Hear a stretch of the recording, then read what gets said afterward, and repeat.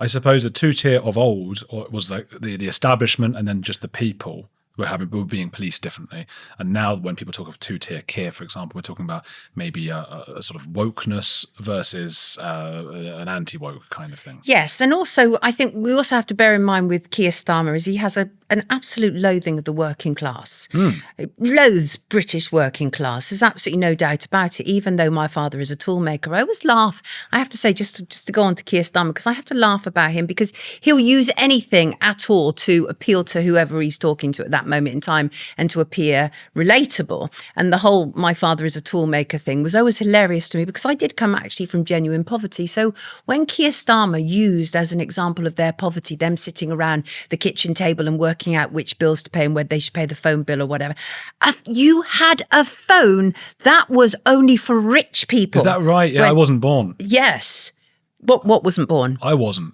You weren't born. When phones were only for rich people, because I was born in 89. Oh, goodness. Oh, my gosh. Yeah. Phones were only ever for rich people. Absolutely. What decade are we talking about? Well, I was born in the 60s. So 60s, 70s, same era as Keir Starmer. You had to put your finger in it and go clockwise for each number. No, that was still for rich people. Right.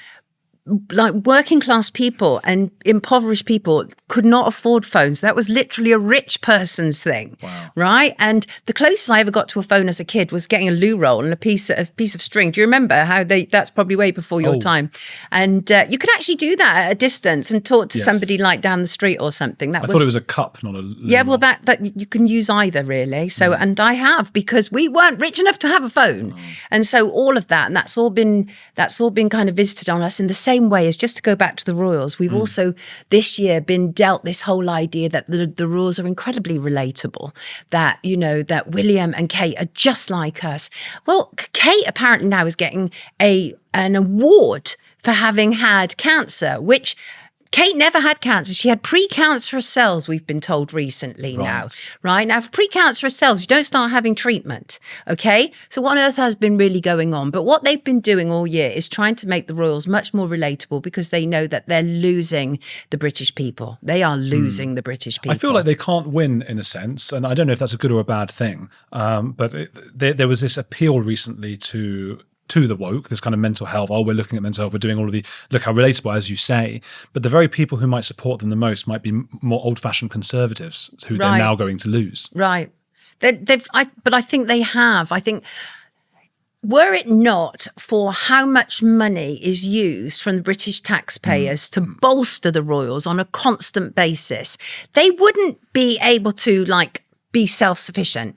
If it was down to them to raise their own money, they would not be able to survive in the splendour that they do. They can only do it because they have the media in their pay, because you have lots of media hacks who are desperate to be awarded something. So they don't want to upset the apple cart anyway. Me personally, I have no problem with it whatsoever. Even if I was ever offered an award of any kind, I would absolutely turn it down, because which I would never be, but the only reason that journalists get those kind of awards, MBE, OBE or CB or whatever it would be, is to become part of the establishment and to maintain the status quo.